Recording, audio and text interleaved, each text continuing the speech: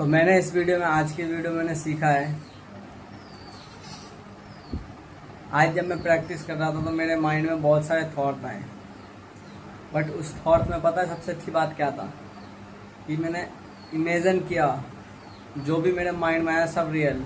सिर्फ मुझे इमोशन में दो तीन जगह जैसे कि फीलिंग में और बॉडी रिएक्शन में इस चीज़ों में मेरे को थोड़ा डाउट हुआ, बट मैंने टोटल 4 पार्ट में डिवाइड किया था इसको। मैंने चारों को सही तरीके से किया।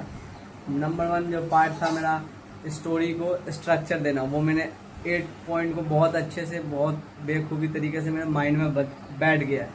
नंबर 2 इमोशन ऐड करना, उसके मेरे को चारों पॉइंट याद है, बट उसमें जो थोड़ी सी होते ना कि हमें फीलिंग ऐड करना, फीलिंग जागरूक करना, बॉडी रिएक्शन, ये सब चीज़ बताना होता है कि माइंड का फर्स्ट थॉट क्या था, मैं बॉडी में क्या हो रहा था उस टाइम, मैं फील कैसा कर रहा था और उस टाइम मैं क्या कर रहा था। तो ये चीज़ को बताने में थोड़ा सा मैं इसमें मेरे को अभी फंसा हूँ।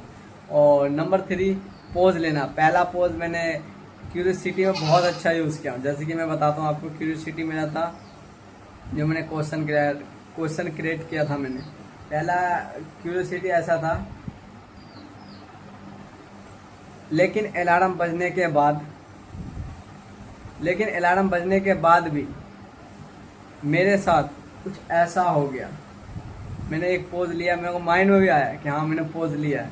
तो ये पोज बहुत ही इम्पोर्टेंट था, क्योंकि मैंने आज पहली बार मैंने खुद से अपना पोज को ऑब्जर्व कर लिया कि हाँ मैंने यहाँ पे रुका है। अब पोज रुकने का रीज़न था कि ऑडियंस के माइंड में मैंने एक क्वेश्चन दे दिया कि हाँ, ये अगर बोला मैंने कि मेरे साथ कुछ ऐसा हो गया, तो सामने वाला सोचेगा हाँ इसके साथ क्या हुआ होगा। तो ये था पहला। ये तीसरा पोज का भी मेरे को पता लग गया। उसका आता है नंबर 4 पे आपको नेचुरल डिलीवरी, मतलब कम्युनिकेशन का सबसे इम्पोर्टेंट पार्ट है कि आप कितना अच्छा स्ट्रक्चर लिख लो, कितना अच्छा इमोशन दे दो, कितना अच्छा पोज ले लो, बट जब तक आप नेचुरल डिलीवरी कैमरे के सामने नहीं कर पाते हो, अपनी बात को कम्युनिकेट नहीं कर पाते हो, तो वो बढ़िया नहीं है। तो ये बहुत इंपॉर्टेंट, इसमें सबसे इम्पोर्टेंट है जो 5 पॉइंट। ये पाँचों पॉइंट अगर आपने कवर कर लिया तो समझो आप स्टोरी टेलिंग में भी मास्टर कर लोगे और कम्युनिकेशन में तो ये मास्टर पीस हो जाओगे आप। मतलब पहला पॉइंट जो है आपका आई कांटेक्ट। जैसे आप आई कांटेक्ट मिलाते हो तो इससे क्या होता है ना कि आप कैमरे के सामने एकदम बेधड़क होकर अब सामने वाले को लगता है कि हाँ डायरेक्ट मेरे से बात कर रहा है। ये नहीं लगता है स्क्रिप्टिंग बात कर रहा है, उसको लगता है कि हाँ एज अ पर्सन लीड कर रहा है सामने वाले को। लेंस में देख के बात करने से मतलब लगता है कि सामने वाले से आप कनेक्ट कर पा रहे हो, ऑडियंस से कनेक्ट कर पा रहे हो, ट्रस्ट बिल्ड होता है यहीं से। नंबर 2 आपका वॉइस टोन। हर चीज़ को मैं एक जैसे नहीं बोल सकता। कभी खुशी है, कभी गम है, कभी गुस्सा है, कभी जेलस है, तो कभी शौक है, कभी बंदा अरे यार अबे यार तो चला गया। यस, इस तरीके से हम अपने टोन को चेंज करते रहेंगे, क्योंकि ये बहुत इंपॉर्टेंट है सिचुएशन के हिसाब से। और हर समय हर लाइन अलग अलग टोन होते हैं, सेम टोन नहीं होता है। और नंबर 3 आपका बॉडी लैंग्वेज। से पहले मैं आपको बता देना चाहता हूँ आपका स्पीड। जब आप बोलते हो ना, स्पीड कहाँ पे तेज बोलते हो, कहाँ पे फास्ट। अगर आप बहुत ही ज़्यादा फास्ट बोलोगे तो ऑडियंस को जो लास्ट लाइन आपने लास्ट सेंटेंस बोला है उसके लिए उनके पास टाइम ही नहीं होगा। तो क्या प्रोसेस करेंगे कि आपने उसको सोचने तक का टाइम नहीं दिया। तो इससे ऑडियंस को कुछ समझ नहीं आता है, तो इससे आपकी खराब होता है कम्युनिकेशन। पोज लेना चाहिए और ज़्यादा स्लो भी नहीं बोलना चाहिए। ज़्यादा स्लो बोलने से क्या होता है, सामने वाले को बोरिंग लगता है, इतना इरिटेट होने लग जाएगा कि आपकी वीडियो छोड़ के चला जाएगा। तो ये भी नहीं करना है। आपको हमेशा किस तरीके से बोलना है कि नॉर्मल बोलना है। जैसे आप नॉर्मल बात करते हो कन्वर्सेशन, जैसे घर में मम्मी से, पापा से, भाई से, बहन से, दोस्त से, ऐसा समझो अपने दोस्त से बात कर रहे हो। इस तरीके से बात करो। जहाँ पे इंपॉर्टेंट वर्ड है वहाँ पे जोर डालो, जहाँ पे नॉर्मल वर्ड है वहाँ पे नॉर्मल बोलने की कोशिश करो, थोड़ा स्लो। और जहाँ पे लगता है आपको हाँ ये इंपॉर्टेंट बात है तो उस पर थोड़ा जोर डालो। और सबसे इम्पोर्टेंट कि हमेशा एक बैलेंस बना के चलो कि हाँ लगना चाहिए कि हम अगर कुछ बोल रहे हैं तो आपको भी टाइम मिले प्रोसेस करने का, ऑर्गेनाइजेशन क्या कहते हैं, माइंड में आपको वो थॉट चलना चाहिए, और सामने वाले ऑडियंस को भी समझने का टाइम मिलना चाहिए। यही होता है मेन पर्पस। और आपका आता है 3 मैंने बता दिया आपको, माइंड, वॉइस टोन और आपका स्पीड, और आपका आ जाता है आपका यहाँ पे बॉडी लैंग्वेज ऐसा चीज़ है जो आपका 20% सिर्फ काम होता है आपका बोलने का, और 70% काम होता है आपका बॉडी लैंग्वेज आपको सपोर्ट करता है कि आप क्या बोलते हो, किस तरीके से बोलते हो, ये बहुत मैटर करता है। अगर आप बोलने में बहुत माहिर हो, अपनी बात बहुत अच्छे तरीके से कम्युनिकेट कर लेते हो कैमरे के सामने, तो ये बहुत अच्छी बात है। और को एक और चीज़ बता रहा हूँ, बॉडी लैंग्वेज में सबसे इम्पोर्टेंट जो बात है वो आपका फेस एक्सप्रेशन। जो मैं अभी बोल रहा हूँ ये नेचुरल है, बिना स्क्रिप्टिंग है, नो वर्ड टू वर्ड। तो ये बहुत इंपॉर्टेंट करता है, ये बहुत मैटर करता है कि आपका रोके नहीं दिखाना है, वो आपके फेस के एक्सप्रेशन पे दिख जाएगा। लेफ्ट देख रहे हो, राइट देख रहे हो, चीज़ आपको दिखता है। एक्सप्रेशन अगर आपकी वीडियो में ख़राब हुई तो समझो सामने वाले ऑडियंस को शक होगा कि बंदा कॉपी पेस्ट कर रहा है। कॉपी पेस्ट आपका लंबा नहीं चलेगा।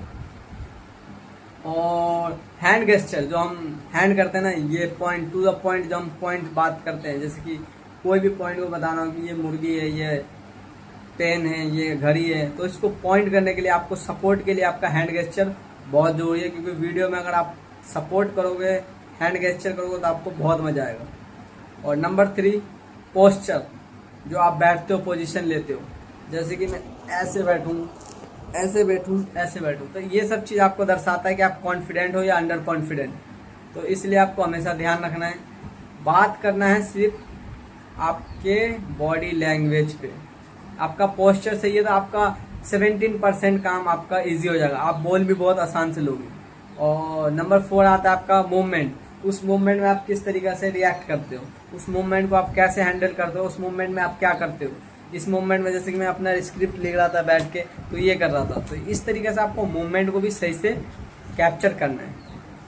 और लास्ट और सबसे इम्पोर्टेंट जो अभी मैं सीख रहा हूँ, मतलब कि बोलूँ तो फ्लो मेंटेन करना, जब बोलते बोलते बीच में रुक जाना। यार ये बाटा का चप्पल तो है, बट मैं इस बाटा के बारे में कुछ जानता नहीं। तो यही होता है कि आपको बोलने उस सेंटेंस को कंटिन्यू रखना है, चाहे ऑकवर्ड हो या फ्रस्ट्रेशन हो या फ्रेस्टेस हो। मतलब ये कैमरा ऑन करने के बाद हमें ऐसा लगता नहीं यार मैं क्या बोलूँगा, कैमरा ऑन करते हुए हमें लगता है अब तो नहीं हमारे बस की। तो यही सब चीज़ है जो आपके माइंड में जो फेयर है, ये तभी खत्म होगा जब आप प्रैक्टिस करोगे। ये सब आएगा आपके सिर्फ प्रैक्टिस से। तो फ्लो भी आएगा और आपका नेचुरल वर्ड भी निकलेगा, और आप हैंड गेस्चर भी सही से कर लोगे, आपका फेस एक्सप्रेशन भी सही होगा, और आई कांटेक्ट भी मेंटेन कर पाओगे। सिर्फ एक वजह से, जो आप डेली प्रैक्टिस करोगे। ऑकवर्ड फील होता है सबको स्टार्टिंग में, मेरे को भी हो रहा है, अभी भी हो रहा है। अगर कुछ कमी हो रहा हो तो कमेंट में जरूर बताना कि मैं कहाँ पे ऑकवर्ड फील कर रहा हूँ, कहाँ पे मेरी वर्ड टूटा है। ये टूटना नॉर्मल है, ये नेचुरल है।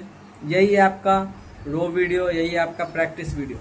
इसी फेस में आप बनते हो कि आपको आगे कैसा करियर बिल्ड करना है, आप आगे कैसा अपना ग्रोथ देखते हो। स्क्रिप्ट बात करना में बहुत मज़ा नहीं आता, कुछ भी मज़ा नहीं आता है। वो आपका सिर्फ एक माइंड में स्क्रिप्ट लिखने से हो जाता है कि हाँ आपको एक रोड मैप मिल जाए, स्ट्रक्चर मिल गया। और इसमें इमोशन ऐड करने से होता है कि आप ऑडियंस से कनेक्ट कर पाते हो। पोज रखते हो तो अपनी वीडियो में, तो आपको पता लगता है कि हाँ ऑडियंस को समझने का टाइम मिलता है और आपको नेक्स्ट थॉट प्रोसेस करने का टाइम मिलता है, समझे। और नंबर 5 जो मैंने आपको बताया, जो नंबर 4 पार्ट जो मैंने बताया आपको कम्युनिकेशन स्किल का, जो जिसमें 5 पॉइंट है। मैं आपको बता रहा हूँ। Eye contact, voice tone, speed, body language और आपका फ्लो, ये बहुत इंपॉर्टेंट है। इसको अगर आपको मजबूत करना है तो यही आपको स्टोरी टेली और कम्युनिकेशन स्किल को स्ट्रॉन्ग बनाता है। इसी से आप ऑब्जर्वेशन भी करते हो, चीज़ों को देख के आप ऑब्जर्व करके उसको कंटिन्यू बरकरार रखते हो। तो आज की वीडियो में बस इतना। मैंने बिना फ्रस्ट्रेशन का, बिना माइंड में कोई हेजिटेशन लिए हुए, बिना कोई डिसअपॉइंटेड, सेटबैक, फेलियर, सब बिना हटा के मैंने कौन क्या है, कौन क्या करे, देखो सामने इंसान सब बैठे हुए हैं, बट हम इंसान को फोकस नहीं कराएंगे, सिर्फ अपनी बात पे बात करेंगे कि अगर आपको कुछ करना है, अगर आपको कुछ बड़ा करना है तो आपको शर्म को साइड में रखना पड़ेगा और आपको बात करना पड़ेगा, तभी आप कामयाब बनोगे। तो फिर वो वाला लाइन आएगा, हम होंगे कामयाब एक दिन। तो मिलते हैं आपको नेक्स्ट वीडियो में। जय हिंद, जय भारत। कैमरे पे प्रैक्टिस करना बहुत ज़रूरी है भाई, बिना प्रैक्टिस का कुछ नहीं होगा। तो प्रैक्टिस कंटिन्यू रखना है, और मैं सीखता हमेशा रहूँगा, ये मेरा फैशन है। Bye. Take care. Keep learning. Keep smile. Keep supporting.